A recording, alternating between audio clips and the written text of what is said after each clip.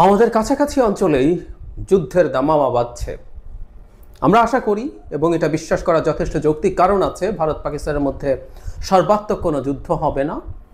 যদিও সর্বশেষ খবর অনুযায়ী পাকিস্তান কিছু পদক্ষেপ নেওয়ার এক ধরনের ইঙ্গিত দিচ্ছে। যাই হোক, আলোচনার বিষয় সেটা না। এই যুদ্ধের পরিস্থিতির মধ্যে বাংলাদেশ সীমান্তে ভারত এমন একটা পদক্ষেপ নিয়েছে যেটা আমাদের দিক থেকে খুব কঠোরভাবে প্রতিবাদ করা দরকার। ভারত ফাজলামো করছে ফর শিওর। সেটা হলো খাগড়াছড়ির বিভিন্ন সীমান্ত দিয়ে ৬৬ ভারতীয় নাগরিকের অনুপ্রবেশ। এখানে ব্যাপারটা এইরকম, ভোরে মাটিরাঙ্গা উপজেলা ৪০ বিজিবি জোনের আওতাধীন শান্তিপুর বিওপির আওতাধীন শান্তিপুর সীমান্ত দিয়ে ৩ পরিবারের ২৭ জন এবং আরেকটা পানছড়ি উপজেলার বিওপি দিয়ে ২৪ জন এবং আরেক জায়গায় মোট ৬৬ জনকে অনুপ্রবেশ করানো হয়েছে। ব্যাপারটা কীরকম? তারা প্রত্যেকেই ভারতের গুজরাটের, তারা বলছেন গুজরাটের বাসিন্দা, ভারতীয় নাগরিক। তারা গুজরাটি ও বাংলা ভাষায় কথা বলতে পারেন। মাটিরাঙ্গা উপজেলায় অবৈধভাবে অনুপ্রবেশকারীদের এর মধ্যে একজন আছেন, তিনি জানতে পেরে কমান্ডারের কাছে যান, সেখানে বলেন। এখানে ব্যাপারটা এরকম যে তাদেরকে গুজরাটের যে বাসিন্দারা পাওয়া গেছে তাদের বক্তব্যটা হচ্ছে এরকম, তাদের প্রথমে গুজরাট থেকে বিমানে করে সীমান্তে নিয়ে আসা হয় এবং ১১৪ বিএসএফ এলকে পাড়া ক্যাম্পের বিএসএফ সদস্যরা শান্তিপুর সীমান্ত দিয়ে বাংলাদেশে অনুপ্রবেশ করান। এর আগে চোখ বেঁধে প্রায় ১ ঘন্টা হাঁটিয়ে বাংলাদেশ সীমান্তের ভিতরে অবৈধ অনুপ্রবেশ করায় বিএসএফ। এর আগে গুজরাট থেকে ২টি বিমান যোগে ৪৫০ জনকে নিয়ে আসা হয়। আমরা কিছুদিন আগেই দেখেছি গুজরাটে ধরপাকড় হচ্ছে এবং সেখানে বাংলাদেশি এই অভিযোগ দিয়ে কয়েক হাজার জনকে ধরা হয়েছে। বিবিসি বাংলা ২৯ এপ্রিল একটা রিপোর্টে জানাচ্ছে যে সেখানে ৪৫০ জন, মানে ৬,০০০ মানুষকে তারা গ্রেফতার করেছিল, ৪৫০ জনকে নিশ্চিতভাবে বাংলাদেশি বলে তারা চিহ্নিত করছে। আমরা সেই দিকে খুব বিস্তারিত যাব না, আমরা প্রাথমিকভাবে ধরে নেই, তর্কের খাতিরে ধরে নেই যে ৪৫০ জন আসলে বাংলাদেশি নাগরিক। যদি বাংলাদেশি নাগরিক হয়ে থাকে, এই আলাপ অবশ্য আমরা দীর্ঘদিন থেকে করেছি, ভারতে গিয়ে ভারতের আহামরি অবস্থা না, সেখানে বাংলাদেশের লোকজনকে যেতে হবে, সত্যিই তাই। তারপর আমরা তর্কের খাতিরে ধরে নিচ্ছি ৪৫০ জন বাংলাদেশি নাগরিক। যদি সেটা হয়ে থাকে যে অসভ্যতার দেখানো হলো, সীমান্তে তাদেরকে ফেলে রেখে চলে যাওয়া হলো, পুশিন করানো হলো, এটা তো লিস্ট কোনো কূটনৈতিক নর্মসের মধ্যে পড়ে না। তারা কি বাংলাদেশের সাথে কথা বলেছিল, সরকারের সাথে কথা বলেছিল? এই প্রশ্নগুলো আমরা করতে চাই, করতে হবে। এবং এই ধরনের লোকজনকে ঠেলে বাংলাদেশে ঢুকিয়ে দেওয়ার বিরুদ্ধে বাংলাদেশের সীমান্তরক্ষীদের কঠোরভাবে দাঁড়াতে হবে। এটা খুব জরুরি। কারণ হলো, এরা কারা আমরা এখনও নিশ্চিত নই। আমি আবারও বলছি, তর্কের খাতিরে বলছি, যদি এরা সেটা হয়েও থাকে তাহলে তো পরবর্তীতে তারা এই প্রবণতা চালিয়ে যাবে, বাংলাভাষী মুসলিম ভারতীয়দেরকে ইনডিসক্রিমিনেটলি বাংলাদেশের ভেতরে ঠেলে দেওয়ার চেষ্টা করতে পারে। আর রোহিঙ্গারা আছে, এর আগে ভারত তাদের এলাকায় যেসব রোহিঙ্গা চলে গিয়েছিল তাদের দিকে, তাদেরকেও ধরে ধরে বাংলাদেশের মধ্যে ঢুকিয়ে দেওয়ার চেষ্টা করেছে। আমি কোথাও দেখলাম যে অন্যান্য সীমান্তে একই ধরনের প্রবণতা ভারতের আছে। আমরা এটাকে একটা স্পষ্ট উস্কানি হিসাবে দেখব। এবং এখন যেহেতু ভারত পাকিস্তান যুদ্ধ লাগবে কি লাগবে না, অ্যাটলিস্ট যে সংঘর্ষ প্রাথমিকভাবে হয়েছে সেটা নিয়ে অনেক বেশি মনোযোগ সবার, এই সুযোগটা ভারত নিয়েছে, এটা মনে করার যথেষ্ট যৌক্তিক কারণ আছে। এবং বাংলাদেশকেও তারা অস্থির করার একটা প্রবণতা দেখাচ্ছে, আমরা এটা এভাবে ইন্টারপ্রেট করতে পারি। আমাদের সরকারের উচিত হবে এই যাদেরকে এভাবে ঠেলে পাঠিয়ে দেওয়া হয়েছে তাদেরকে পুশব্যাক করা। এটা আমি সিরিয়াসলি মনে করি, পুশব্যাক করা, ভারতকে কঠোরভাবে এটার প্রতিবাদ করা, যেন এই প্রবণতা তারা চালিয়ে না যায়। বাংলাদেশের কোনো নাগরিক যদি ভারতে এভাবে গিয়েও থাকে তাহলে তাদের জন্য সম্মানজনকভাবে বাংলাদেশে, এবং তারা যদি সেখানে অবৈধভাবে থাকে, সম্মানজনকভাবে বাংলাদেশে ফেরত আসার ব্যবস্থা করতে হবে। এই প্রসঙ্গে আমরা একটু বলে রাখবো, বাংলাদেশ সরকারের আসলে পাল্টা ব্যবস্থা নেওয়ার চিন্তা করা উচিত।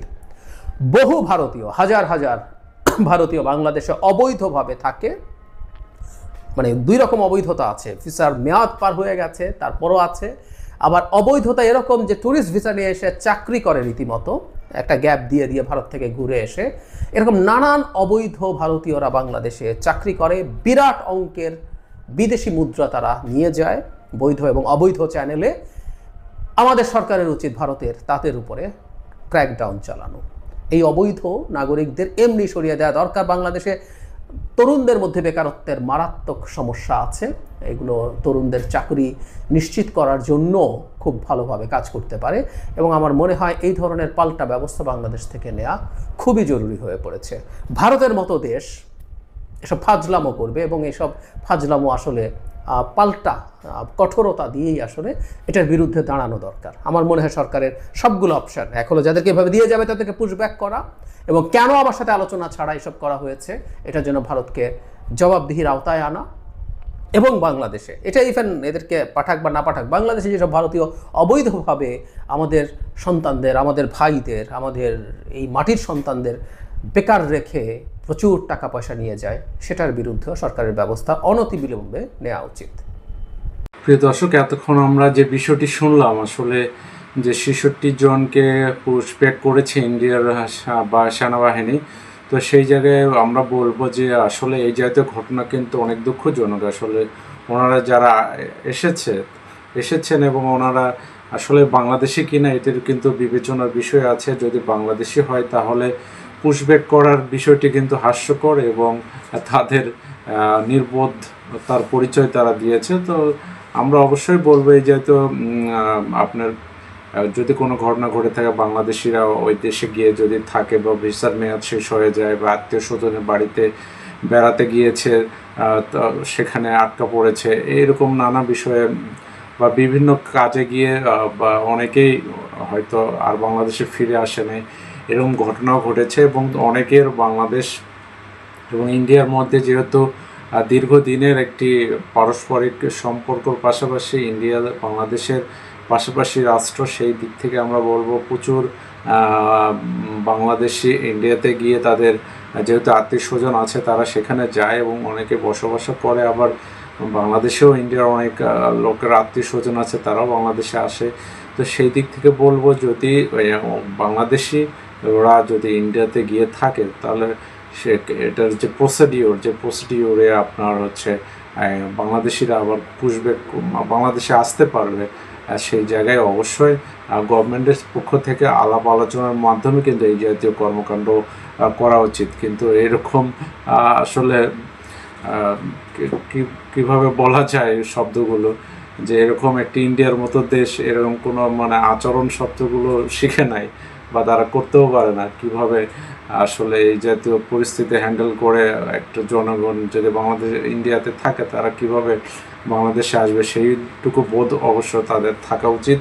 এবং তাদের এই বোধের যে নেই, এটাই তো আমরা এই 66 দিনকে পুশব্যাক করার বিষয়টি অবশ্যই আমরা জানলাম। তো এই বিষয়গুলো যদি আরও বিচার বিশ্লেষণ করা যায় তাহলে এটি গভর্নমেন্টের দ্রুতই এটির একটি ব্যবস্থা নেওয়া উচিত, এবং এই যে সীমান্তবর্তী এলাকাগুলোতে সতর্কমূলক অবস্থা এবং তাদের যেন পুশব্যাক করতে না পারে, এবং যারা এসেছে তারা যদি সঠিকভাবে বাংলাদেশে এসে প্রমাণ দিতে না পারে সেই জায়গায় তাদেরকে পুশব্যাক করানো যে অবশ্যই বাংলাদেশের আইনশৃঙ্খলা বাহিনীর দায়িত্ব, এবং ইন্টার গভর্নমেন্ট এই বিষয়টি অনেক গুরুত্ব সহকারে দেখা উচিত। এবং দুই দেশের মধ্যে আলাপ আলোচনার মাধ্যমে এই জাতীয় পরিস্থিতির সমাধান, পাশাপাশি আপনার বাংলাদেশে কোনো ব্যক্তি যদি সেই দেশে থাকে কোনো নির্যাতনের শিকার যেন না হয়। এবং বাংলাদেশে বিশাল একটা প্রায় আমরা রিসেন্টলি শুনেছি প্রায় 26 লাখ ইন্ডিয়ান নাগরিক কিন্তু বাংলাদেশের জব সেক্টরে জব করতেছে, কিন্তু বিশাল একটা নাগরিক আছে যারা আমাদের বেকারত্বের মধ্যে আছে বাংলাদেশের তরুণ সমাজ। সেই জায়গায় ইন্টার গভর্নমেন্ট কিন্তু এর মাঝখানে একটি কিছুদিন আগে একটা পদক্ষেপ নিয়েছিল, যারা ইন্ডিয়াটা বাংলাদেশে জবে আছেন বা কোনো কর্মকাণ্ডে আছেন বা বাংলাদেশে এসে ভিসার মেয়াদ শেষ হয়েছে, সেই সব ব্যক্তিদের দ্রুতই গভর্নমেন্টের সঙ্গে যোগাযোগ করে তারা ভিসার মাধ্যমে দেশে অবস্থান করা, যদি অবৈধ যারা আছে তাদেরকে দেশ থেকে জন্য কিন্তু অলরেডি নির্দেশনা দেওয়া হয়েছে। সেই জায়গায় দ্রুতই কিছু পদক্ষেপ গভর্নমেন্টের নেওয়া উচিত যে এটি যেন একটি ফলপ্রসূ রেজাল্ট যেন আসে।